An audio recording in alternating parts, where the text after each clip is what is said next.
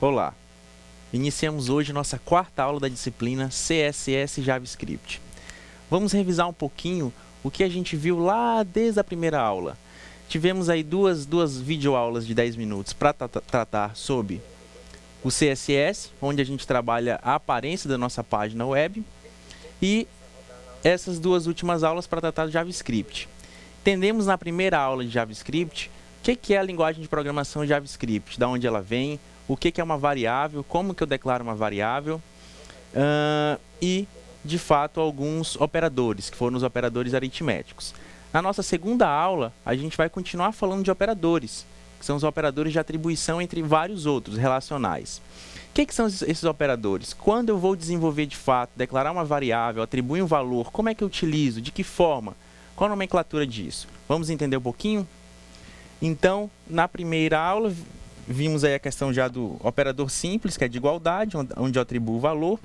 Hoje eu tenho outros exemplos a citar para você, aluno.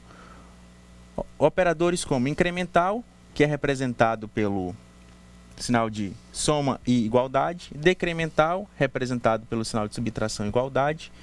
Multiplicativo, onde eu tenho o sinal de multiplicação e igualdade. Divisão, sinal de divisão e igualdade. Modular, porcentagem e igualdade. E incremento, onde eu tenho mais, e decremento, onde eu tenho menos.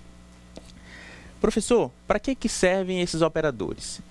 Imagine que vocês precisam calcular algo, ou realizar alguma função, algum procedimento, em que precisa atribuir valor. Vocês trabalham com valor, né? Como é que vocês vão fazer isso? Como é que, de fato, isso vai acontecer? Mais para frente, outros exemplos, a gente vai ver como, de fato, a gente pode utilizá-los numa realidade mais prática. Mas vou dar um exemplo aqui para você. Normalmente, quando se trata de operadores, essa categoria aqui, eles são considerados operadores encurtados, né? Por que eles são encurtados? No dia a dia de vocês vão se deparar com a seguinte declaração: x mais igual y. Isso é chamado de operador encurtado. O que ele quer dizer? Ele quer dizer nada mais do que isso aqui, ó. X é igual a x mais y. Então, aqui, eu tenho, de fato, uma soma, ou posso ter uma soma de duas variáveis, x e y. E assim eu posso fazer, consequentemente, com vários outros exemplos. Além dos operadores de atribuição, professor, que tipo de operador mais eu posso trabalhando no meu desenvolvimento? Vamos ao próximo. Operadores relacionais. Esse tipo de operador, para que ele serve? Esses exemplos. Utilizamos ele quando precisamos determinar a relação entre uma variável ou valor em outra variável ou valor.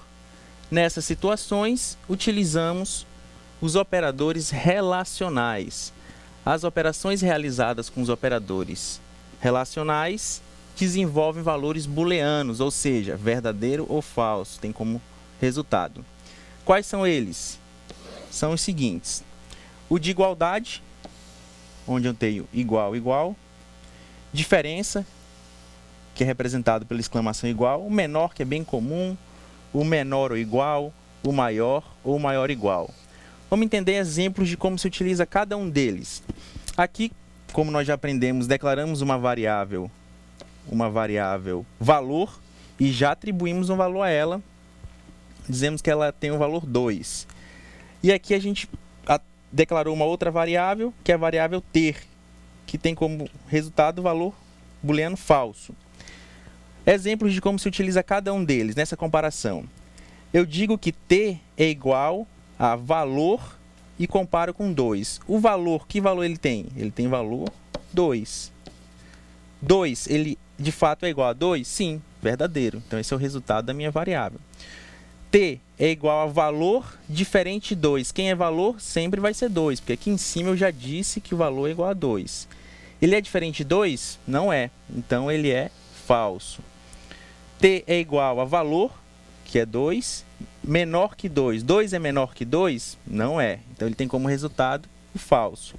T tem como valor 2, ele é menor ou igual a 2? De fato, ele é menor ou igual. Ele não é menor, mas é igual. Então, ele tem como resultado verdadeiro.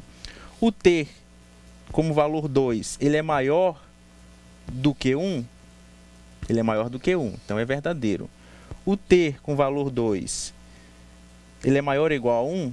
De fato, ele é maior ou igual a 1. Então, esses são exemplos de como a gente utiliza os operadores de relacionais. Esses operadores relacionais, eles trabalham basicamente nessa comparação e comparação de valores em geral. Além dos relacionais, quais outros a gente tem? Nós temos os lógicos.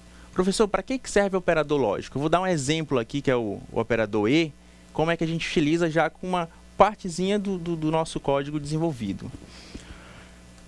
O operador lógico, na linguagem JavaScript, ele permite verificar duas ou mais condições através desses operadores. Os operadores lógicos desenvolvem valores booleanos. A seguir, a gente vai entender um exemplo e o funcionamento dele. No caso, nós temos aqui o símbolo de E comercial. É o que a gente vai utilizar. A tradução dele nada mais é do que o E. Ele significa um E no meu código, a letra E. Então, tem aqui a variável A, onde eu atribuo um valor, tenho uma comparação de um valor aleatório através da função mathRandom, ou seja, para A ele vai gerar um valor aleatório qualquer. E a variável B, que eu também vou gerar um valor aleatório através da função mathRandom. Aqui nesse nosso código, basicamente ele declara as variáveis e diz que elas irão ter um valor aleatório e ele exibe uma mensagem para o usuário, uma mensagem de alerta aqui. Só que essa mensagem, ela tem parâmetros para exibir. Já que ele vai gerar valores aleatórios, ela tem parâmetros. Qual que é o parâmetro? O A, ele tem que ser maior que 0.2 e o B menor que 0.8. E justamente os dois E's comerciais, o nosso operador E, lógico, ele vem para fazer a junção desses dois parâmetros. Ou seja, ele tem que seguir e tem que estar executando de acordo com esses dois limites de execução de um valor. Então, naturalmente, ele vai executar um valor de acordo com ou maior que 0.2 ou menor que 0.8. Mais para frente, a gente entende algo muito importante, que é o controle de fluxo. Na apostila você encontra passo a passo esses itens que eu estou abordando aqui na videoaula. Esse controle de fluxo ele é básico para a gente começar a desenvolver alguma condição no nosso código JavaScript.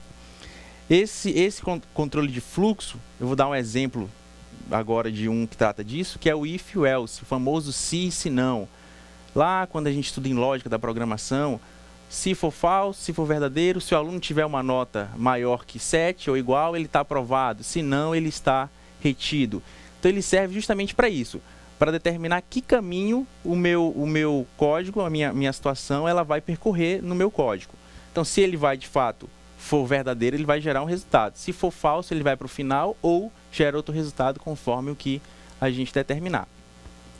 Então, aqui, eu fiz uma descrição bem completa do que é o if ou else.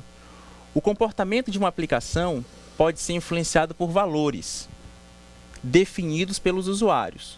Por exemplo, considere um sistema de cadastro de produtos. Se um usuário tenta adicionar um produto com preço negativo, a aplicação não deve cadastrar esse produto. Caso contrário, se o preço não for negativo, o cadastro pode ser realizado normalmente. Um outro exemplo que eu posso abordar e que a gente vai estar vendo na prática lá, é que quando o pagamento de um boleto é realizado em uma agência bancária, o sistema do banco deve verificar a data de vencimento do boleto para aplicar ou não uma multa por atraso, para verificar uma determinada condição e decidir qual bloco de instruções deve ser executado. Devemos aplicar o comando if ou else. Então, são dois exemplos que a gente trata dos caminhos que ele deve percorrer com o if e else. Um exemplo prático disso, onde eu tenho aqui o if, onde eu tenho a variável preço e digo, se o preço for menor que 0, vai exibir uma mensagem de que o preço do produto não pode ser negativo. Agora, se ele não for, vem uma outra mensagem exibindo que o produto cadastrado foi cadastrado com sucesso. Então, aqui a gente entende de fato num código como que se utiliza o if e o else. Encerramos aqui nossa quarta aula. Espero que você siga com todas as outras funções e operadores presentes na apostila. Obrigado.